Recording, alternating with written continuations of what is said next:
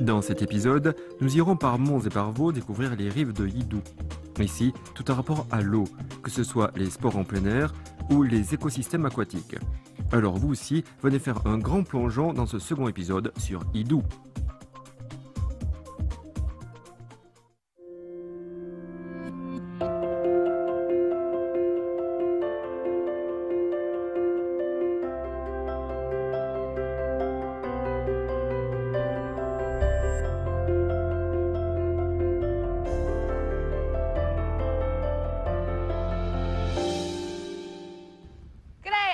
Bonjour et bienvenue dans notre second épisode sur Yidu, une ville où l'eau nourrit non seulement le corps mais aussi l'âme. Depuis mon point d'observation, vous pouvez voir exactement l'endroit où la rivière Ting se jette dans le Yangtze. Incroyable, non, cette différence de couleur? Et c'est là que notre aventure commence. Nous irons explorer des paysages mais découvrirons également des modes de vie des personnes qui vivent le long de la rivière Ting. Je suis Jui, vous êtes sur Carnet de route. Yidu comprend une agglomération en pleine effervescence qui compte 400 000 personnes dans le sud-ouest du Hubei, une province située dans le centre de la Chine. Ses rivières scintillantes et ses collines heureuses se prêtent à ravir au sport en plein air.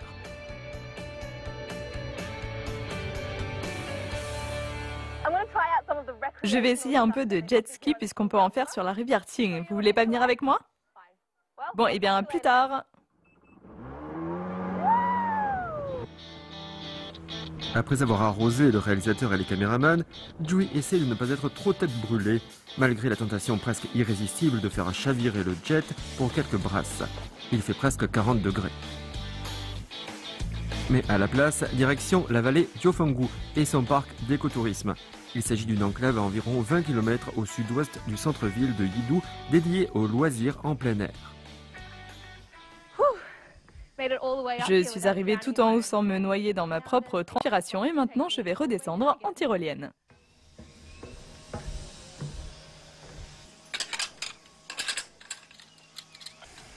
Si c'est la première fois, n'ayez pas peur, il y aura quelqu'un pour vous réceptionner. D'accord. Je suis contente qu'il ne m'attache pas à une corde de soie à l'élastique. J'ai l'impression d'avoir une grosse couche culotte là. Ça fait combien de mètres? 278 mètres.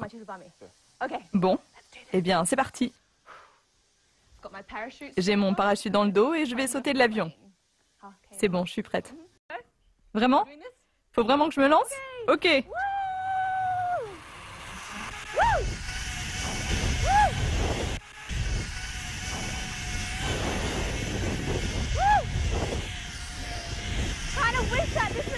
J'aurais bien voulu que ça dure sur au moins 50 km, ce serait un super moyen de voir Yidu.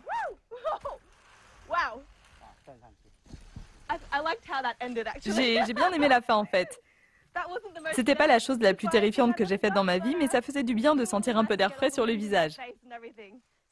Merci. C'est bel et bien un parc idéal pour les familles. Vous savez, Jiufenggu, ce n'est pas que des paysages. Il y a plein d'activités en plein air à faire ici. Presque comme dans les colonies de vacances avec la tyrolienne, le tir à l'arc, etc., etc.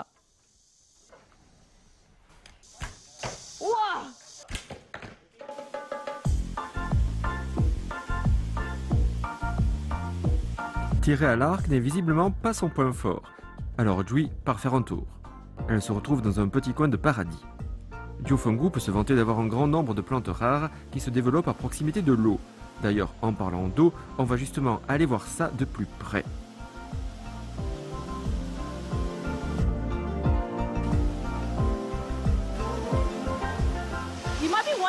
Vous vous demandez sûrement pourquoi j'ai cette tenue très stylée assortie à cette magnifique paire de gants. Là, je vais me dépasser pour escalader cette chute d'eau qui m'emmènera au sommet de la colline. Alors c'est parti.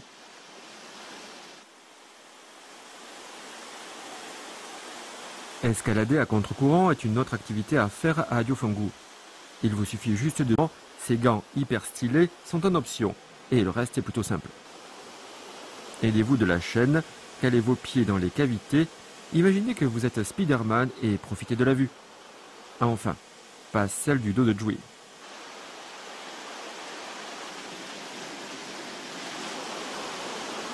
C'est une grande première pour Jui qui fait tout ce qu'elle peut pour ne pas se retrouver à plat ventre dans l'eau sous les yeux des caméras. Et il y a des endroits plus faciles à escalader que d'autres. En tout cas, ça fait tout travailler. Jui se répète sans cesse de bien faire attention et de faire bon usage de sa super paire de gants.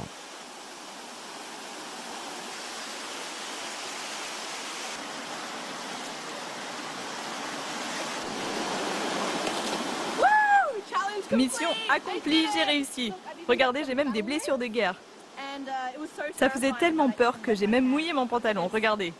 Un conseil, mettez un short. C'était glissant, mais amusez-vous quand même parce que je me suis bien amusée moi.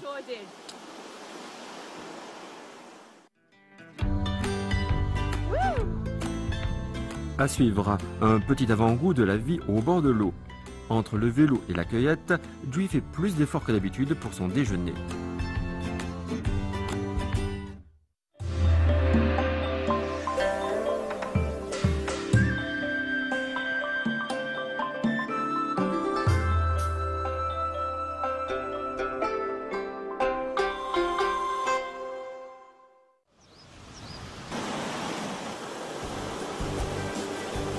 De l'eau, encore et toujours. Elle est abondante ici à Yidu et les couleurs sont magnifiques.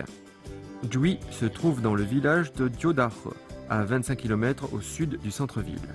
Ici, le commerce des fleurs et des fruits est une source importante de revenus. C'est une société agraire qui dépend largement de la présence de l'eau. Je suis dans un océan de fleurs.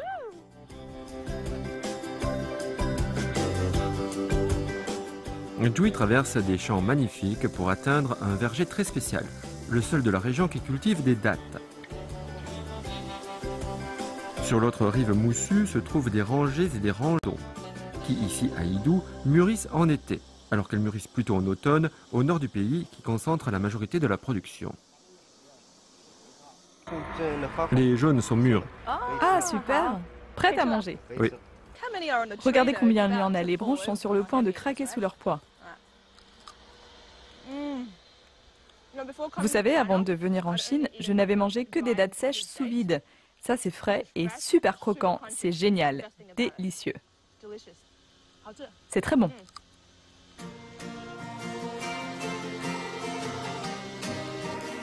Jui va rendre service à cet arbre en l'allégeant un peu. Allez, quelques-unes pour la route. Comme il y a une piste cyclable, pourquoi ne pas prendre un vélo, un casque et y aller? Bonjour. Et bonjour. Vous venez profiter de la piste? Oui, je viens faire un tour. Et vous? Vous avez l'air très pro. On fait souvent du vélo ici. Ah, et pourquoi? Parce qu'on vit ici et qu'il y a de beaux paysages. Oui, oui, le coin est très joli. On vient 2 ou 3 fois par semaine. Ah bon? Vous venez très régulièrement alors? C'est bon pour la santé. Oui, c'est bon pour le mental aussi. On adore faire du vélo.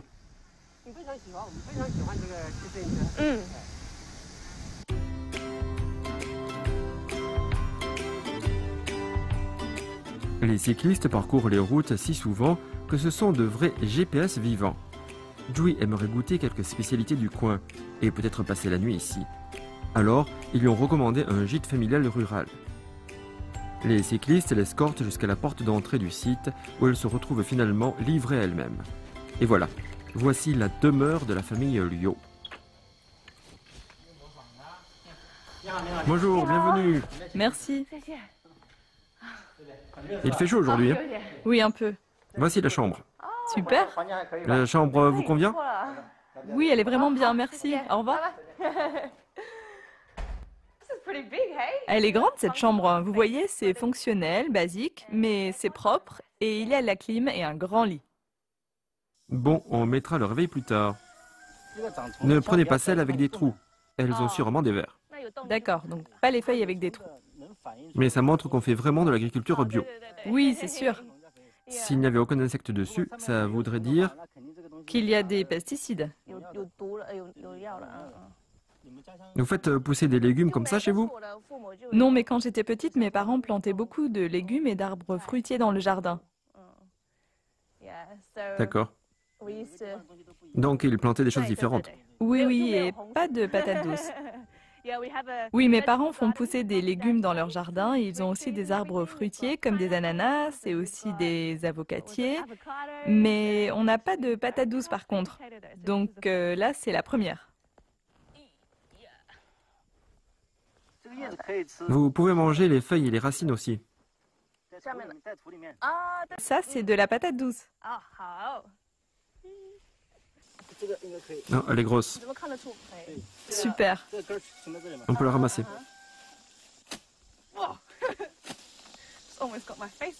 J'ai failli avoir mon visage arraché. Elle est vraiment grosse. Voyons si j'ai un peu plus de chance. Essayez plus loin, plus profond. J'avais pas fait ça depuis le lycée, où on a planté des patates. Ouais. Celle-ci est vraiment grosse.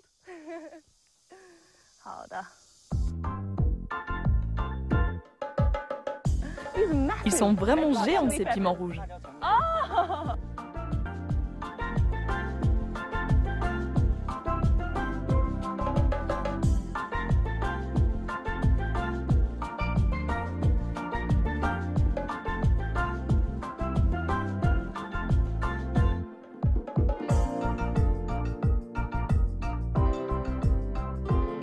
Okay. Oh, getting stuck again. Let's go. Celle-là, c'est pour notre déjeuner. Ça devrait suffire. Oui, mais on en a deux. Ça sent bon. Cette forme de tourisme rural ou d'agritourisme. Ce que Jui aime dans le tourisme agricole et familial, ce sont tous ces plats cuisinés avec des légumes, cueillis dans le potager. Comme Jui n'est pas un fin cordon bleu, elle préfère repartir à la recherche d'ingrédients, même s'il n'aime pas beaucoup ce qu'elle s'apprête à faire. Mais bon, utile dehors.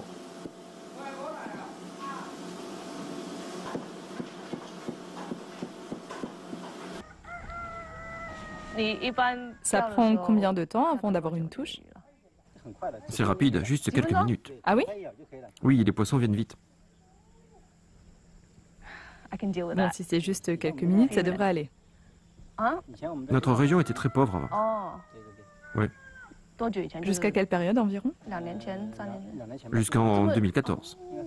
Oui, c'est à partir de 2014 qu'on a commencé à développer le tourisme ici. Et de plus en plus de gens sont arrivés.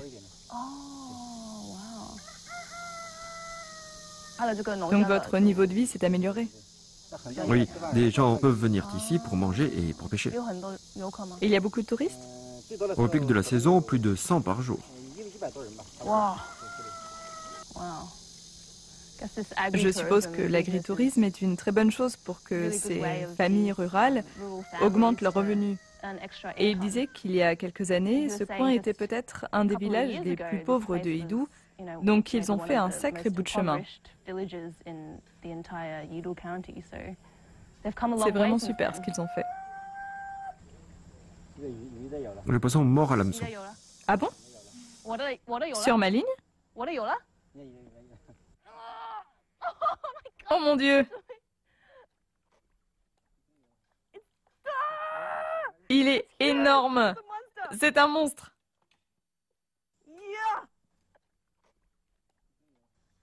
Aïe, aïe, aïe, aïe, aïe, aïe, aïe. L'hameçon est bien enfoncé. Je peux voir? C'est quelle sorte de poisson? Une carpe. Oh, une carpe. Bon, je suis pas très fan de poissons. Oups, désolé. Ça présage de bons auspices. J'espère que ça ne lui fait pas trop mal. Adieu. Tu seras là tout à l'heure. C'est pas sympa. Ouais, mais bon, j'ai attrapé mon premier poisson de la journée, voire de l'année, voire même de la décennie. Pendant ce temps, les femmes s'activent en cuisine. Comme on trouve beaucoup de lacs, de rivières et de marais dans le Roubaix, les poissons d'eau douce, comme les carpes que nous avons pêchés, font partie intégrante de l'alimentation ici. Les modes de cuisson les plus courants sont les plats sautés ou à la vapeur.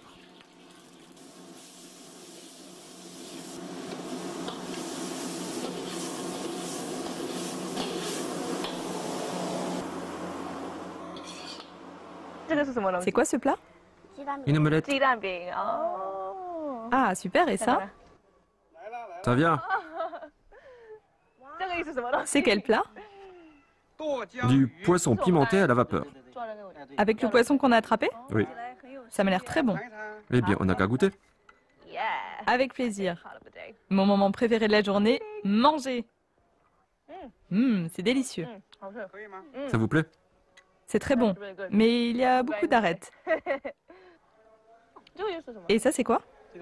C'est du mohu, un rhizome qu'on réduit en poudre et qu'on mélange avec du sulfate de calcium pour avoir cette consistance gélatineuse. Ce sont des racines? C'est très bon. La texture est bizarre, un peu comme de la gelée. Pas beaucoup de goût, mais quand même très bon.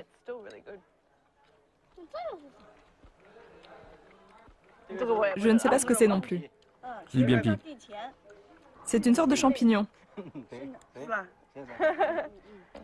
Les saveurs typiques de la cuisine du Roubaix, c'est quoi? Salé et piquant. Tout le monde n'aime pas. Vraiment? Moi, je trouve ça pas mal. Quel est ton plat préféré? L'omelette. Eh, vous voulez de l'alcool de riz fait maison? Oui, d'accord. À la vôtre. Santé. À suivre. Retour au bord de l'eau pour découvrir les écosystèmes qui en dépendent et qui donnent naissance à des projets environnementaux innovants.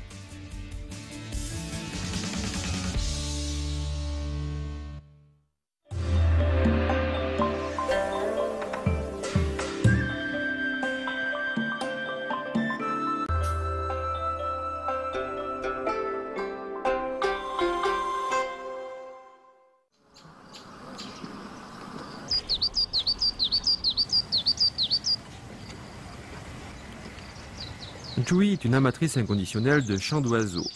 Peut-être parce qu'elle a grandi près d'une zone forestière à Sydney où il chantait à tue-tête.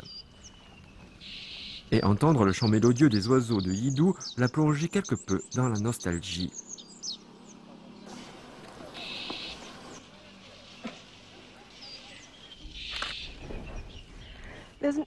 Il existe un paradis écologique ici à Idou où vous pouvez observer des oiseaux de près ou de loin comme dans un vrai écosystème. Donc j'ai décidé de venir ici aujourd'hui pour découvrir ce fameux jardin d'Éden.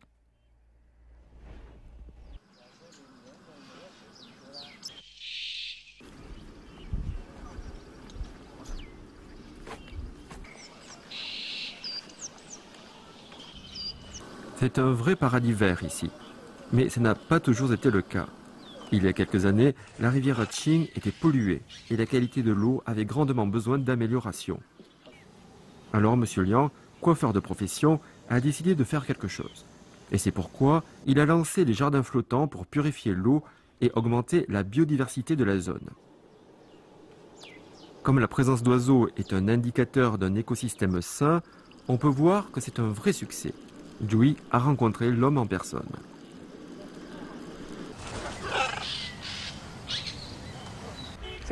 Nous avons planté des végétaux que les oiseaux aiment manger. Ah, d'accord. Quand les oiseaux mangent les plantes, les racines développent des micro-organismes qui attirent des petits poissons et des crevettes. Vous voyez? Et les oiseaux mangent les poissons? Les gros poissons mangent les plus petits, mais aussi les crevettes. Et ces plus gros poissons attirent les oiseaux. Les poissons aiment bien nager à l'ombre des jardins flottants où il fait plus frais, donc les oiseaux attendent ici. C'est comme ça que fonctionne l'écosystème de base.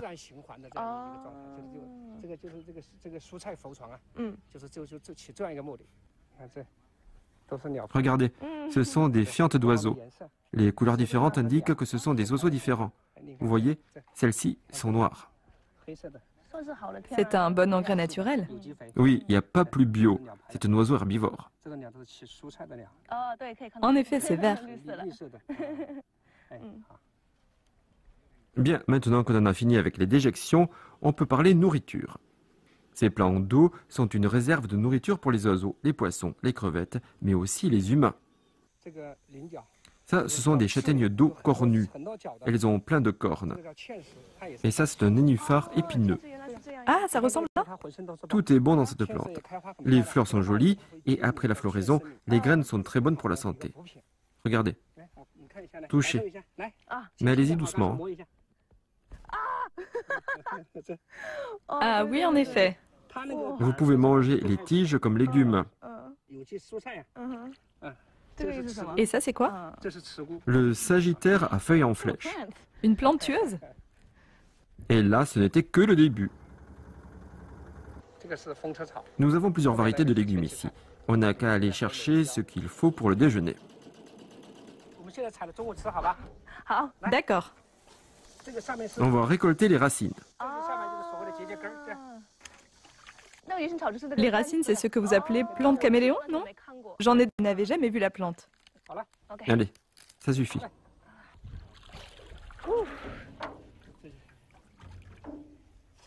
Ça sent vraiment bon.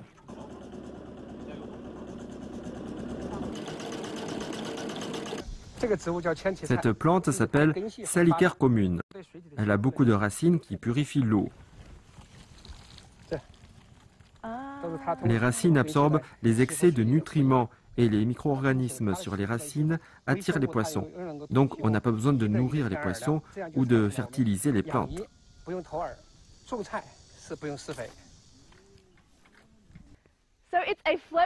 Donc je me trouve actuellement dans un jardin d'Éden flottant sur la rivière Ting. Oui, ils sont tout beaux, tout nouveaux et je n'avais jamais vu ça avant. Et je pense surtout que ces jardins ont une énorme valeur écologique car vous pouvez non seulement faire pousser des fleurs et des cultures, mais aussi faire de la pisciculture. Les plantes permettent aussi de purifier l'eau en éliminant les substances polluantes. Elles permettent de se débarrasser des excès d'azote et d'ammoniac par exemple.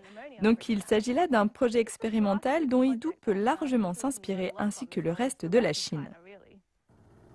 En plus de sa valeur écologique, M. Liang est conscient du potentiel économique et touristique de ce jardin flottant. La récolte de ces légumes a parfois largement dépassé les récoltes issues d'exploitations biologiques. Il projette également de faire de cet espace un lieu touristique, ce qui pourrait générer des revenus supplémentaires, mais aussi montrer aux citoyens l'importance d'avoir une eau de bonne qualité.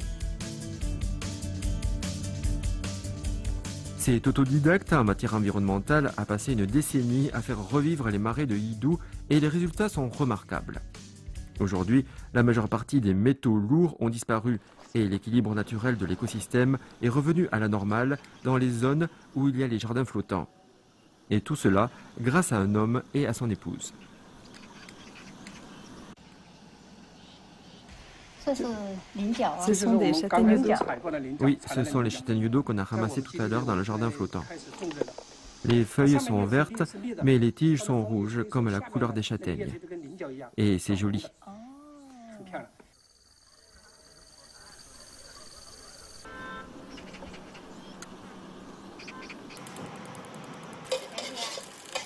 Oui, c'est bientôt l'heure du déjeuner à nouveau. Et c'est là qu'on peut voir que M. Liang a plus d'une corde à son arc. Coiffeur, écologiste et chef. Aujourd'hui, il y a encore du poisson au menu. Pêché en eau douce, bien sûr.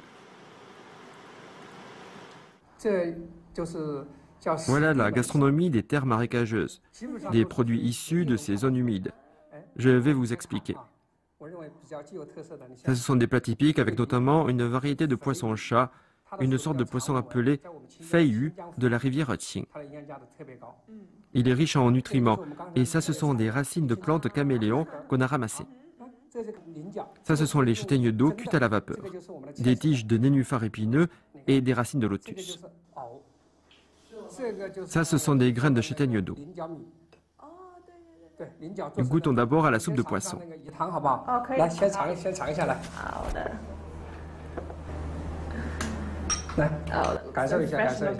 Ça a l'air très frais et surtout c'est bio. C'est un véritable festin. Vous savez, ça ne pourrait pas être plus frais ou bio que ça. Et pas besoin d'ajouter quoi que ce soit, c'est incroyable.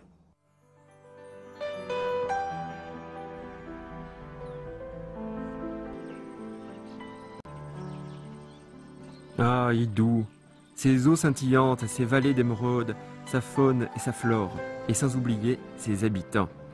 Cette série de 2 épisodes sur cette ville a été très amusante. 100 ans morts et plein d'aventures. Nous avons aussi appris plein de choses en innovation et écologie.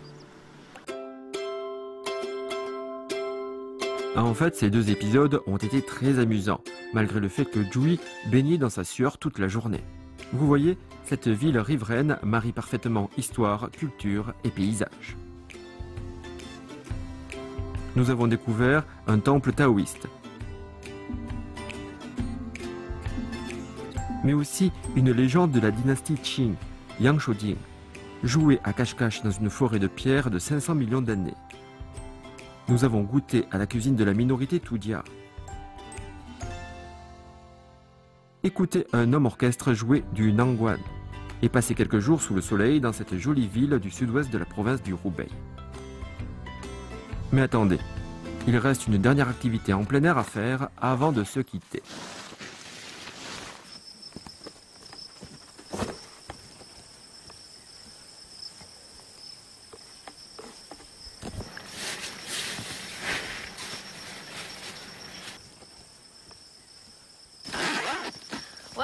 Bon, c'est l'heure de se coucher. J'adore le camping. En fait, j'en faisais beaucoup quand j'étais en Australie et une fois, j'ai même passé 75 jours dehors en vivant dans une tente. Mais bon, je ne vais pas faire ça ici. Le mieux dans tout ça, c'est qu'on peut vraiment ne faire plus qu'un avec la nature. Et ici à Idou, c'est possible. Les gens d'ici en ont fait une grande aventure et je trouve que c'est une expérience incroyable.